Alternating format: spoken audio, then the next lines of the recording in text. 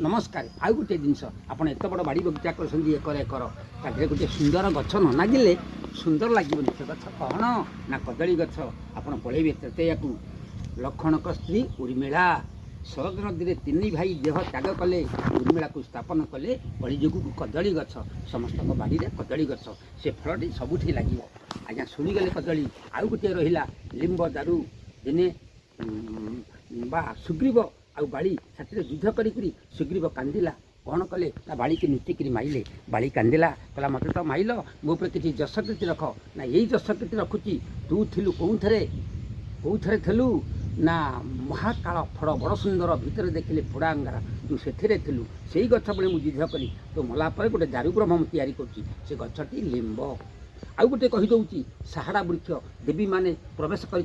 पूजा पाँच से साहाड़ा वृक्ष किए थे ना जगन्नाथ बड़दाण्ड थे दिने बेश्या से बेश्या कहीं साजी थे ना इंग्राजी मान इंग्राजी मान आसिले ए स्त्री ए बा पाखे जा आम जगह को मारू पोड़ू नहीं जीवु ना मो से आग लड़े कर मो पाखे जितने मो जगह को देवी ना लड़े हूँ